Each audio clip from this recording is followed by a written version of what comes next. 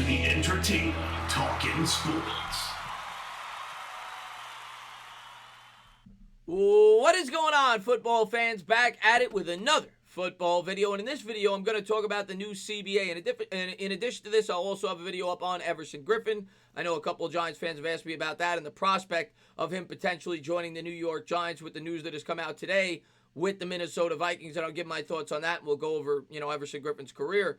But in this video, I want to talk about the CBA. This news, of course, leaked out yesterday. And not only does it have an impact on the Giants, it has an impact on everybody with some of the provisions that the league will make. And I'm never in favor of a lot of the changes that the league makes. Some I am, some I'm not. This I'm not really in love with, and I'll go over all the specifics as to what is supposedly probably going to be changed for the NFL fan going forward. I'll talk about some of the positives. I'll talk about some of the negatives that will be involved due to these changes. I think a lot of the negatives are going to go for the players. I don't think that this is going to be beneficial for the players.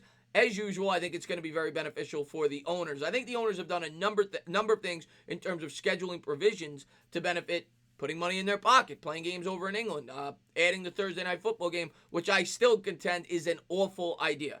And for a league that stresses, cutting down concussions, adding more games doesn't make much sense. Playing Thursday night football games makes no sense. It's been scientifically proven when you only have 3 days to rest between Sunday and Thursday, more injuries tend to happen.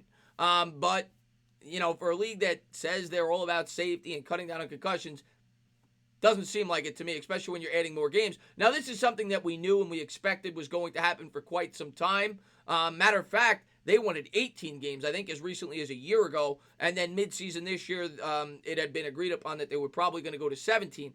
In terms of what this will do for the players, is in terms of putting money in their pockets, I don't know. But you would think adding an extra game to the regular season would add extra money to their pockets. It only makes sense. You're playing now 17 regular season games instead of 16. However, they will be cutting the preseason games down to 3. So I don't know how that's all going to play out. But let's jump into some of the provisions that Roger Goodell and the league have in store for us.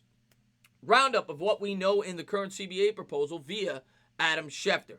7 playoff teams per conference instead of 6, which is obviously the big news that came out yesterday. 1 playoff bye per conference instead of 2, and I'll explain that in a second. 17 regular season games instead of 16, 3 preseason games instead of 4.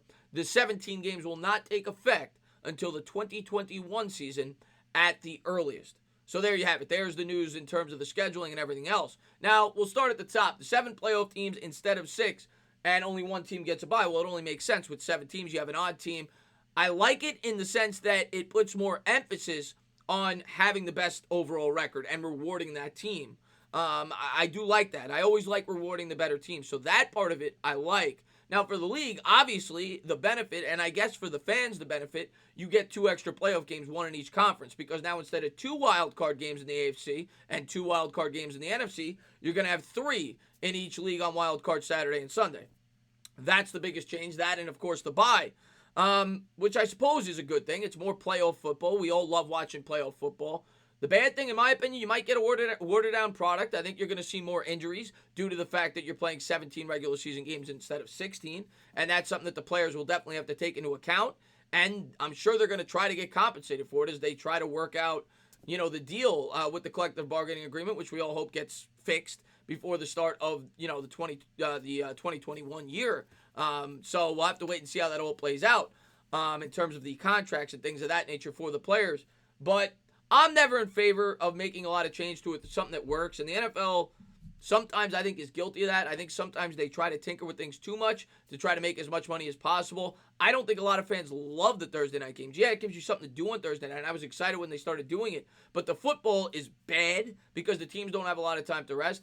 And I think by adding another game, it might make it a worse product down the line. We'll have to wait and see. Football, of course, is not very statistically driven.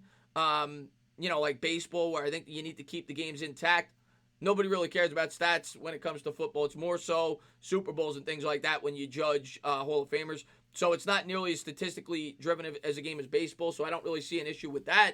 But it's more so to do with league safety and things like that, and them just coming across hypocritical. But the league's going to make a lot more money. I mean, an extra game per team, that's a lot. And an additional playoff game. So it's a lot more TV coverage and things of that nature. So I know why the owners wanted it. But like I said, sometimes too much could be bad for the league. We'll have to wait and see how it all plays out. And we'll have to wait and see what they agree upon in terms of something that is fair for both the players and the owners. Like I said, the players are going to want to be compensated for this. And, I can't wait till it's done so we know we have football going forward. I'm not too worried about it. I haven't been worried about it for quite some time. Yes, I've seen some strikes in my day. 94, you had the baseball strike. You had the NBA lockout. I think the NHL had a lockout as well, if I'm not mistaken. But I do think it'll get done. There's too much money at stake. The owners know it. The players know it. There will be a deal done. And it seems as if there will be 17 regular season games, only 3 preseason games. So from the fans' perspective, it's good because when you buy season tickets, they charge you full price for the preseason along with the 8 regular season games. Now, in terms of the home away, that is interesting because now your one team is going to get one more home game than another team. So I don't know how they're going to figure that out. That wasn't really talked about. But I suppose every other year you'll get an additional home game, and you only have to pay for 3 preseason games. So I guess that is a benefit to the fan. This isn't really anything bad for the fan other than the fact that you might see not as good of a quality of a product if there's more injuries and players are more tired down the stretch. But for the players, I could see it being a negative, and I'm sure, like I said, they're going to have to work this out and make sure they get what they feel is a fair deal, and hopefully they do. As always, guys, if you liked what you watched, please subscribe, drop a comment, maybe give me a little thumbs up. Cheers.